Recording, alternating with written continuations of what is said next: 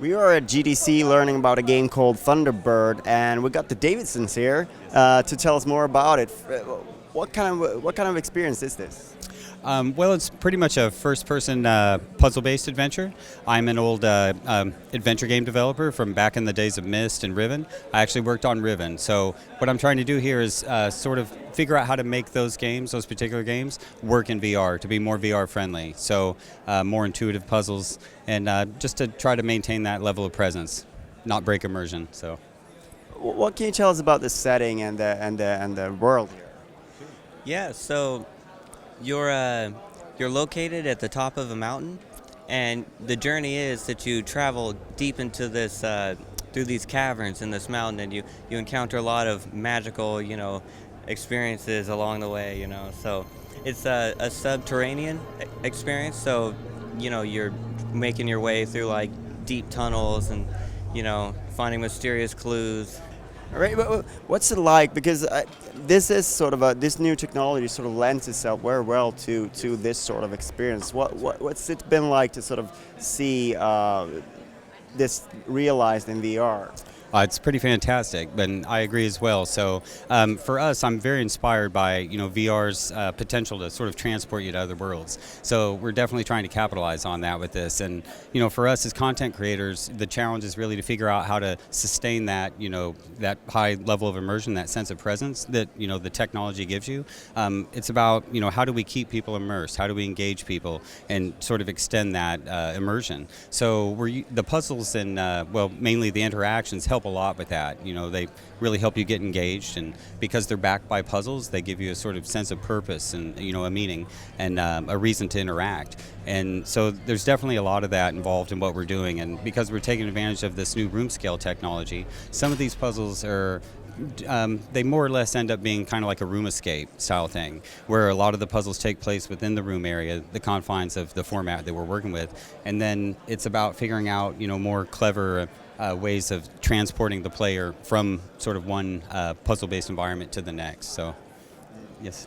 I could imagine that there's like this duality of it, because in some ways this new medium helps with sort of immersion and all that stuff, but at the same time the puzzle design and all that needs to be brand new, be very different than anything that we've done before. That's right. So that's what I mean by adapting those kind of old adventure game experiences to VR, to make them more VR friendly. The puzzles need to be much more intuitive. You don't want to have people have to think too much conceptually, or it'll pull them out of the experience and that sense of presence that they have in the world. So there's definitely a lot of interaction to keep people engaged and to just sort of draw them through the experience incrementally.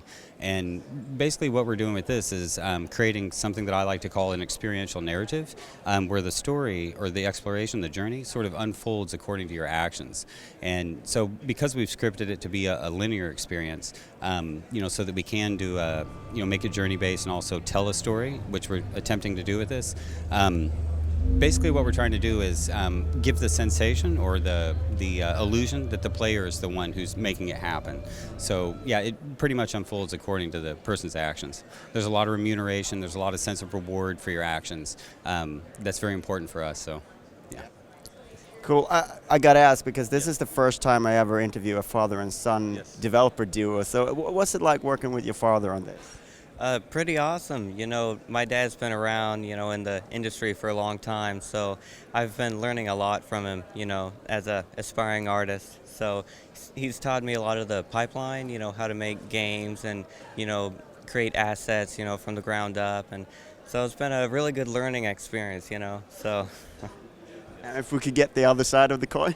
Oh no, it's a total pleasure for me, to work with my son. I'm very fortunate, and he's also an awesome artist. He's been doing 3D since he was about 8 years old. He's 17 now, but I'd like to think that he's doing production level artwork. In fact, the artwork that I'm standing in front of is his work. So he's just a fantastic artist and a great learner. He has a exceptional eye for art, so I actually lean on him quite a bit and let him take the lead in art direction, and that frees me up to figure out a lot of the more complicated mechanics, to support the VR experience and how to make that work. So we make a good team, I think. Yeah.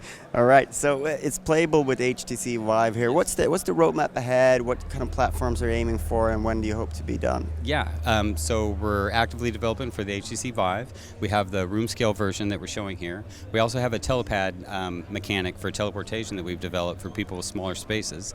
And that also works, that particular format works for the PSVR and also for the Oculus Rift with touch. And we are developing actively for both of those. So motion controllers are a requirement for this game. So the Move controllers or the Oculus Touch, which again we're developing with. So what our plan is to have at least a 1 hour long first episode of this experience available this summer for the Vive, and we'll have that available at launch for the PSVR and also when the Touch is released. So, Speaking of the aesthetic style, what kind of art style are you going for here? Well, we're inspired by a lot of the ancient myths and legends, you know, like in the eastern regions. So we're going for a very, I'd say, Asian. We have a lot of that ancient Asian art style, you know, in here. So, but we're also, you know, we're trying to explore a lot of, I'd say, mystery and like well, you know, we're trying to deviate a lot from like earthly, you know, art styles. So we're incorporating a lot of different, you know, unknown art styles like into it. So you'll actually see if you experience the intro here that there's a lot of different styles being included into this experience. And you know, you start out like on the mountain top, so there's a very wide and vast environment at the beginning. So you start out like in this, you know, snowy kind of environment, and then you go deep into the caverns, and we're introducing a lot of different styles there. So but overall, I'd say that it's well, you'll have to see. It's it's an eclectic yeah. mix. Yeah. But So- we're definitely trying to create a, you know, a very coherent, you know, art style with this, and we're trying to shoot for a, sort of what we call like a premium experience to make it as believable and real as possible. It's very important to sort of sell the experience in the beginning when you enter the world, and the more realistic that is, you know, the easier it is for people to buy into it. That whole suspension of disbelief is very important, as you know, in VR. So, but yeah, I think he pretty much answered that.